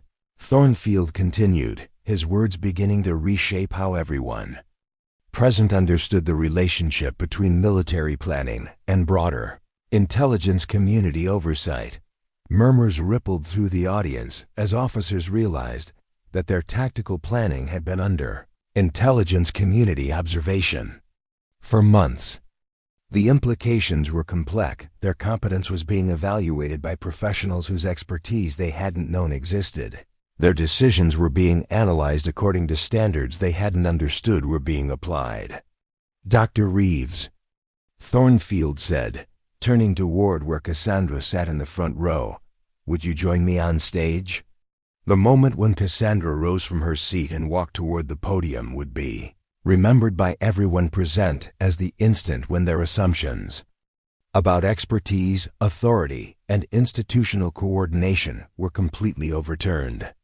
This was the woman many of them had seen serving coffee, handling administrative tasks, and maintaining the kind of professional invisibility that characterized support staff throughout military installations.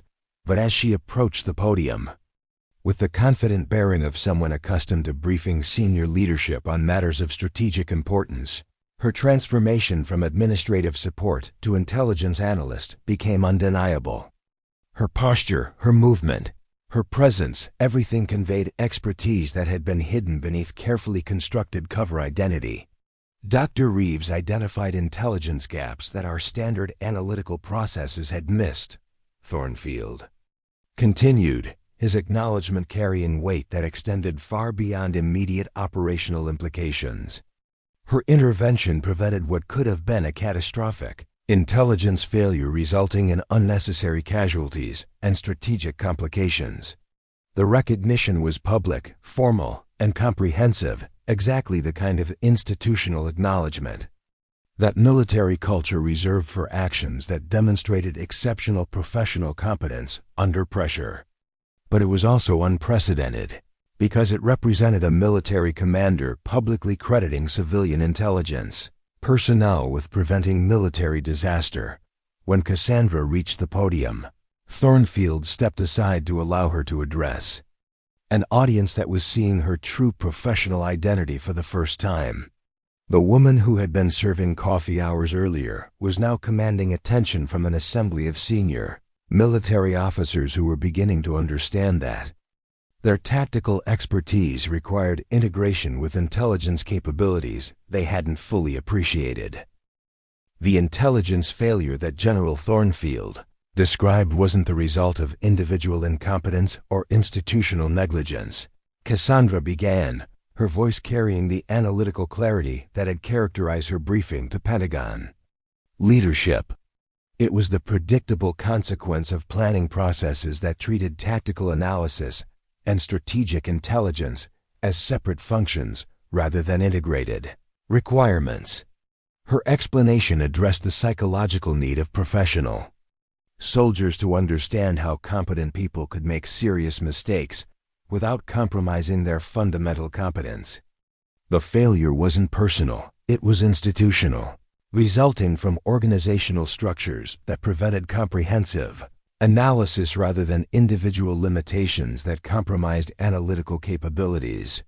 Military intelligence focused on enemy capabilities and tactical vulnerabilities, which were assessed accurately according to standard procedures, she continued, her analysis providing context that helped the audience understand their role in broader intelligence coordination requirements. But tactical intelligence without strategic context produces operationally sound plans that achieve tactical objectives while creating strategic problems.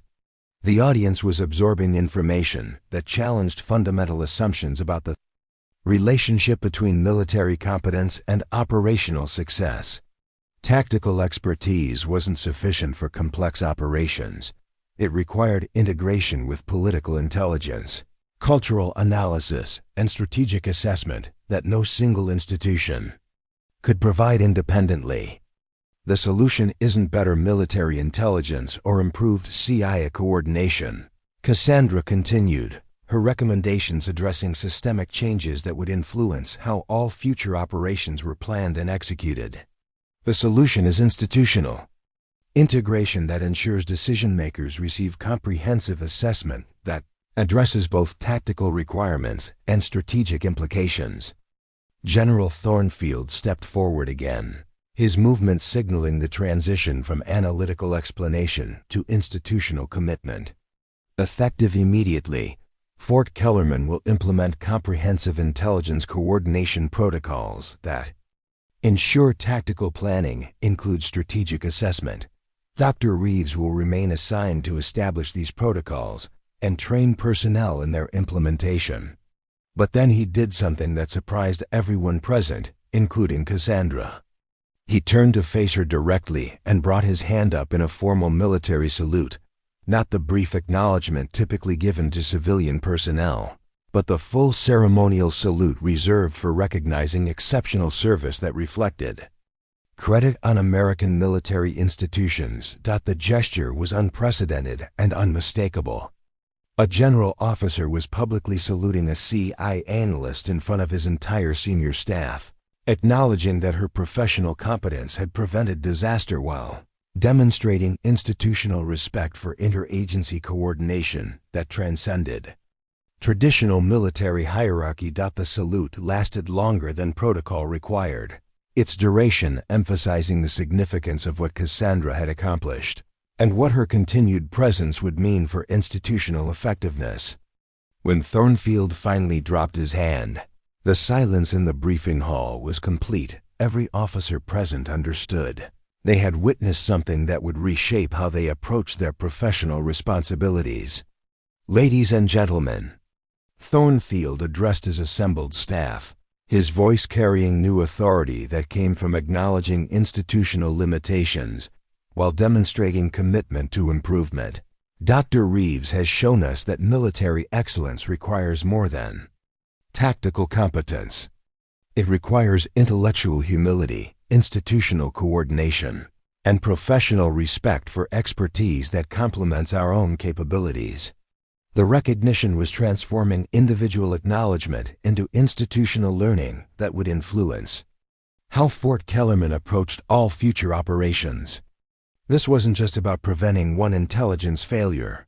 It was about creating cultural changes that would make similar failures less likely while improving operational effectiveness through comprehensive intelligence coordination.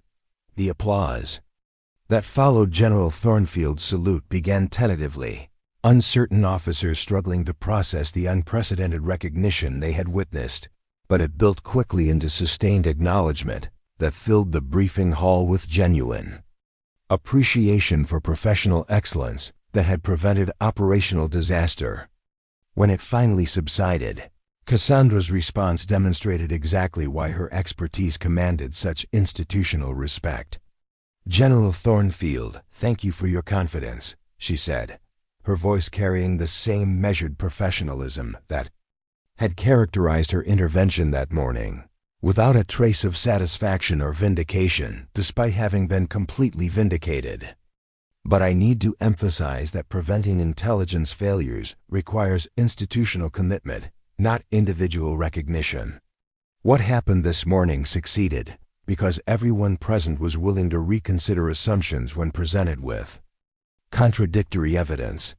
Her response immediately redirected attention from personal achievement to collective responsibility, demonstrating the kind of leadership that earned respect through substance, rather than demanding it through authority. She could have used the moment to highlight her expertise or criticize the planning process that had nearly resulted in disaster, but instead she chose to reinforce the collaborative approach that would be essential for future success.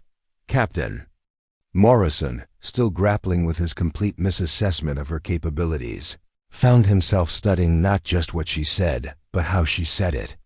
Her gracious response to recognition revealed character traits that went far beyond analytical competence, qualities that explained why intelligence community leadership had trusted her with assignments that required not just technical expertise, but diplomatic skill in managing complex professional relationships. The intelligence coordination protocols we'll be implementing aren't designed to create CIA oversight of military planning. Cassandra continued, her explanation addressing concerns that were undoubtedly troubling officers who valued institutional autonomy and professional independence. They're designed to ensure that all available information reaches decision-makers who need it, when they need it, in formats that support effective analysis. Major General Vale leaned forward in her seat, recognizing that Cassandra was describing coordination mechanisms that would enhance rather than constrain military planning capabilities. Dr. Reeves, what will these protocols look like in practice? It was the question that would determine whether institutional change would be embraced or resisted by professionals who understood that new procedures could either improve effectiveness or create bureaucratic obstacles that complicated operations without adding value. Cassandra's answer would influence how Fort Kellerman's personnel approached their expanded responsibilities. Regular coordination meetings between military intelligence and CIA personnel assigned to support operations, she replied, her description emphasizing collaborative analysis rather than external oversight. Joint assessment of tactical plans, to identify areas where additional intelligence could improve operational effectiveness. Most importantly, cultural change that values comprehensive analysis over rapid decision-making when situations involve significant strategic implications. The last point addressed what everyone present understood was the most challenging aspect of institutional change. Military culture prized decisive action and confident leadership, qualities that were essential for effectiveness under combat conditions, but could become liabilities when complex political environments required careful analysis of factors that weren't immediately apparent. Colonel Hutchinson, who had presented the flawed intelligence assessment that morning, raised his hand with the kind of professional courage that characterized officers who learned from mistakes rather than being diminished by them. "Ma'am, how do we balance the need for comprehensive analysis with operational timelines that require rapid decision-making?" The question cut to the heart of practical implementation challenges that would determine whether new protocols enhanced or hindered operational effectiveness. Cassandra's response would need to address legitimate concerns about analytical paralysis, while maintaining commitment to thorough assessment that prevented avoidable failures. By conducting comprehensive analysis before crises develop rather than during them, she answered, her recommendation addressing long-term planning processes that could provide strategic context for tactical decisions. Most intelligence failures result from trying to conduct strategic assessment under operational pressure rather than maintaining continuous analysis that supports rapid decision-making when action becomes necessary. Her explanation revealed analytical frameworks that could satisfy both military requirements for decisiveness and intelligence community standards for thoroughness. Instead of slowing decision-making, comprehensive analysis could accelerate it by providing context that eliminated uncertainty about factors that would otherwise require time-consuming assessment during operational planning. The conversation that followed demonstrated exactly the kind of professional dialogue that Cassandra had hoped to facilitate through her intervention. Officers were asking substantive questions about implementation details, coordination procedures, and analytical methods that would improve their capabilities, rather than defensive questions about oversight mechanisms that might constrain their authority. General Thornfield observed this exchange with satisfaction that went beyond immediate operational concerns. His decision to address the intelligence failure publicly rather than through administrative channels was producing the kind of institutional learning that strengthened organizational effectiveness while building professional relationships that would support future coordination. "Dr. Reeves," he said, his voice carrying the authority that signaled transition toward implementation planning. What timeline do you recommend for establishing full coordination protocols? 6 weeks for basic procedures, 3 months for complete integration, she replied. Her timeline estimates balancing the need for thorough preparation with recognition that operational requirements couldn't be postponed indefinitely. The key is starting with voluntary coordination that demonstrates value rather than mandatory procedures that feel like external imposition. The implementation strategy revealed understanding of organizational psychology that went beyond technical competence. Change would be more readily accepted if it resulted from professional recognition of value rather than administrative mandate. If it enhanced capabilities that officers valued rather than creating obligations that interfered with responsibilities they prioritized. But the most significant moment came when Captain Morrison approached Cassandra after the formal briefing concluded, his expression revealing the kind of personal reflection that characterized professionals who used mistakes as learning opportunities rather than sources of defensive justification. "Dr. Reeves," he began, his voice carrying genuine humility that demonstrated character growth under pressure, "I owe you an apology. Not just for the coffee service assignment, but for failing to recognize expertise that was present but not immediately obvious. What can junior officers learn from this situation?" His question transformed personal embarrassment into professional development opportunity, demonstrating exactly the kind of intellectual curiosity that Cassandra hoped to encourage throughout the military intelligence community.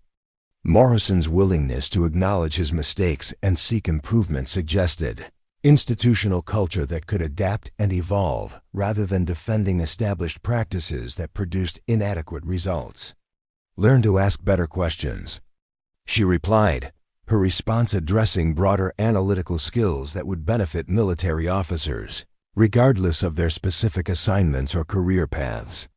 Intelligence assessment requires intellectual humility, understanding that initial impressions can be wrong, that expertise exists in unexpected places, and that comprehensive analysis often reveals information that contradicts comfortable assumptions. Her recommendation challenged officers to expand their analytical frameworks beyond immediate operational requirements to include factors that might not seem militarily relevant but could determine mission success.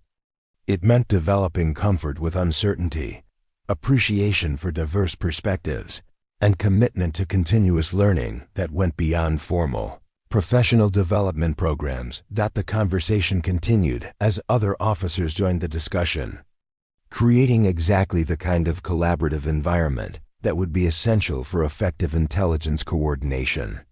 Instead of rigid hierarchical relationships that limited information flow to established channels, the new approach would encourage professional dialogue that could identify problems before they became crises. As the briefing hall gradually emptied, Cassandra found herself reflecting on how completely the day had departed from her expectations.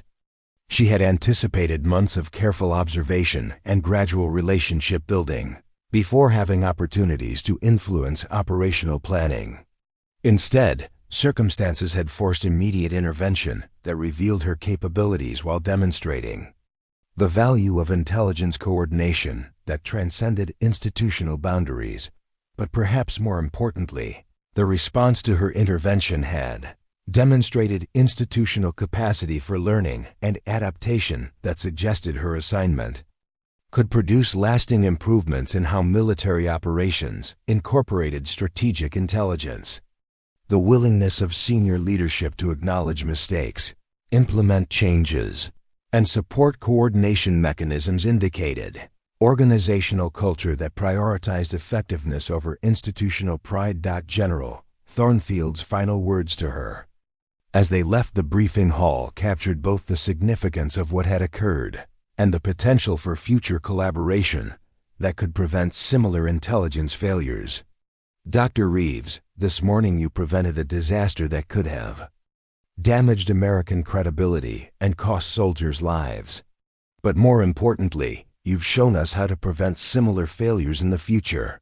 That's the kind of contribution that builds trust between institutions that need to work together effectively. The recognition was professional rather than personal, focused on institutional improvement rather than individual achievement.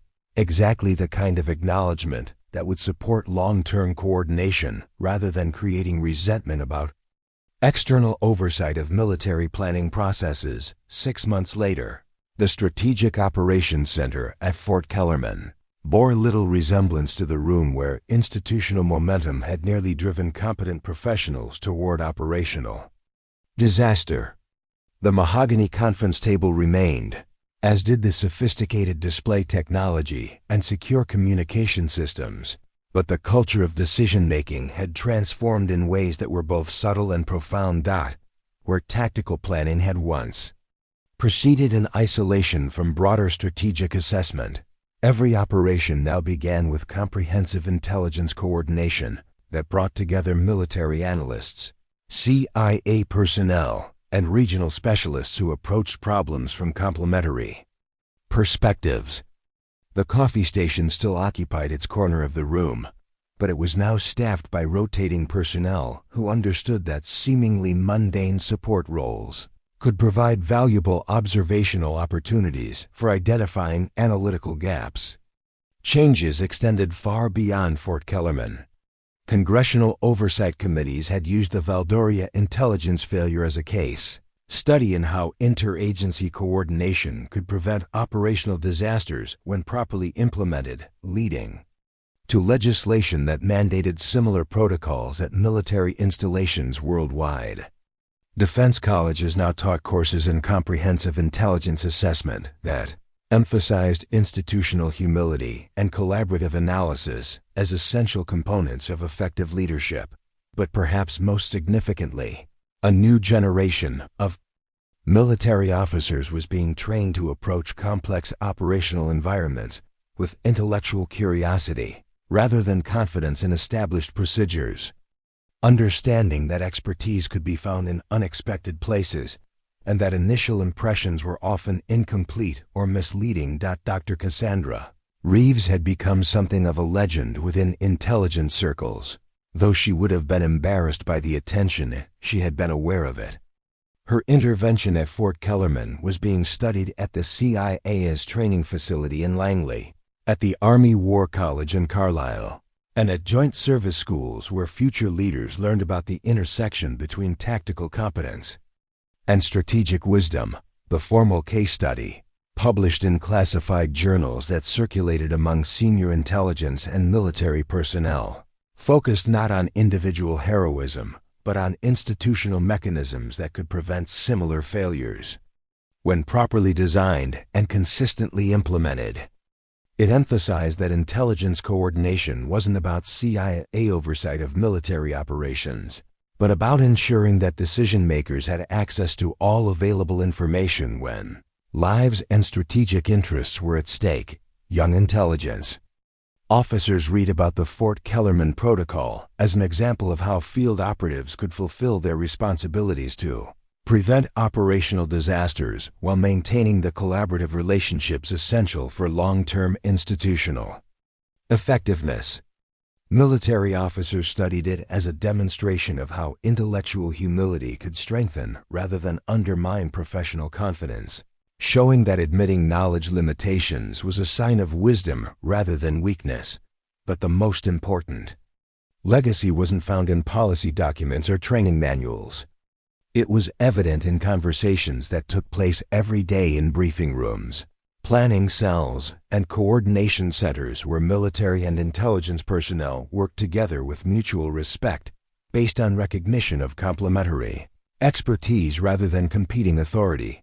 Captain Morrison, now Major Morrison, had become one of Fort Kellerman's most effective intelligence coordinators. His early mistake with Cassandra transformed into professional wisdom that he shared with junior officers who were learning to navigate complex interagency relationships. His story about initially dismissing the expertise of someone serving coffee had become a cautionary tale about assumptions, stereotypes that could blind professionals to capabilities that didn't conform to expected patterns. The most dangerous phrase in intelligence analysis, he would tell young officers during coordination training sessions, is "That's not my job." When someone has information that could affect mission success, it becomes everyone's job to ensure that information reaches decision makers who can use it effectively. Colonel Hutchinson, promoted to Deputy Director of Intelligence at Central Command, had implemented comprehensive intelligence coordination protocols that prevented the kind of analytical gaps that had characterized his Valdoria assessment. His experience with the near disaster had taught him that thoroughness and speed weren't competing priorities, they were complementary requirements that could be satisfied through proper preparation and institutional coordination. Intelligence. Failures aren't usually the result of missing information, he would explain to intelligence officers attending professional development courses. They're usually the result of available information that doesn't reach the right people at the right time in the right format.